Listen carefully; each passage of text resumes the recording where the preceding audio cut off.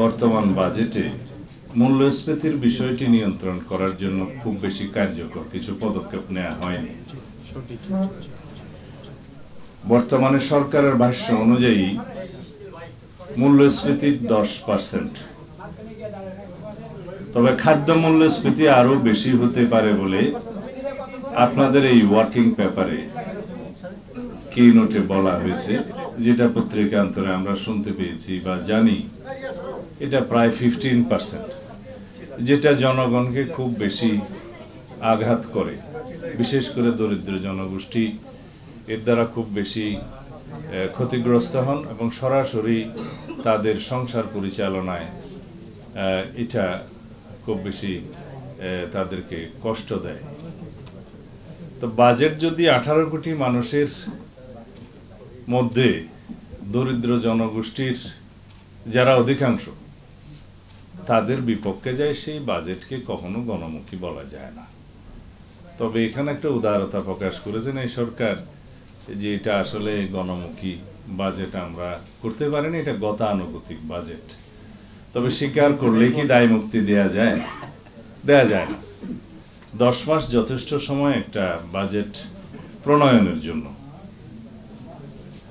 একটা নির্বাচিত সরকার 12 মাস কাজ করে না বাজেট প্রণয়নের জন্য। রাজনৈতিকভাবে বাজেটের 3-4 মাস আগ থেকে মনোযোগ দেয়।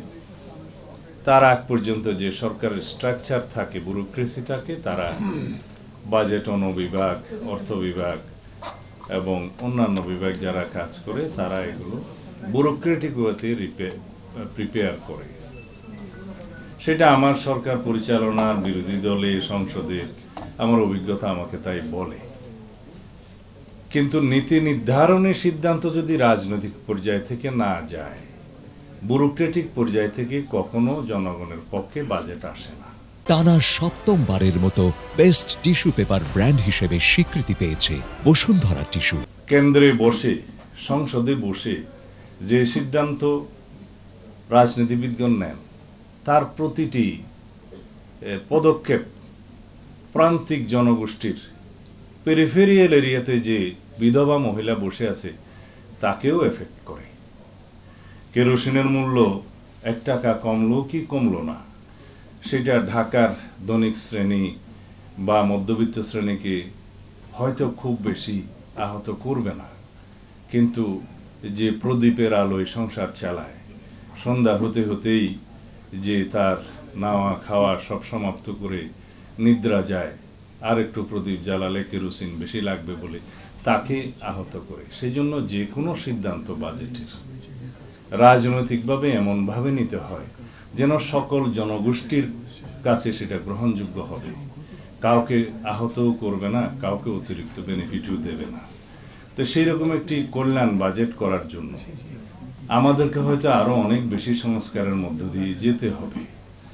এবং সেই সংস্কারের জন্য সবচেয়ে গুরুত্বপূর্ণ, আমার কথাটা আপনার প্রাসঙ্গিক লাগবে কিনা আপনাদের আমি জানি না, তা হচ্ছে ন্যাশনাল একটা করাপশনের মধ্য দিয়ে মানি ফিলফারেজ এবং সাইফুন হওয়ার যে কারবার বিগত ফ্যাসিস্ট রেজিমের সময় স্টাবলিশড হয়ে গেছিল, এগুলো জনগণেরই টাকা, এইগুলো বাজেটকে সমৃদ্ধ করত, এগুলো সোশ্যাল সিকিউরিটি নেটওয়ার্ককে বাড়াতে পারত, তাদের সাহায্যের পরিমাণটা বাড়তে পারত, আমাদের শিক্ষা খাতকে স্ফীত করতে পারত এবং আমাদের স্বাস্থ্য খাতকে আরো বেশি বড় করতে পারত, এবং সেইটার বেনিফিটটা আমাদের সকল জনগোষ্ঠী পেত।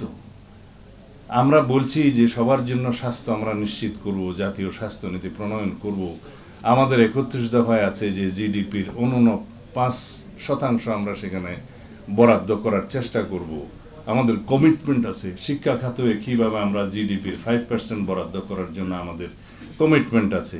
সেগুলো কোত্থেকে আসবে? অর্থনীতির শক্ত ভিত্তি থাকলেই তো আসবে।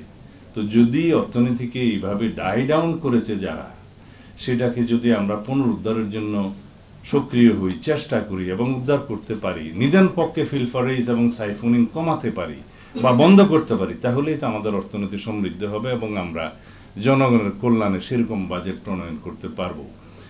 এগুলো এমনি আমি আপনাদের সামনে বলছি তা নয়, এগুলো তথ্যভিত্তিক।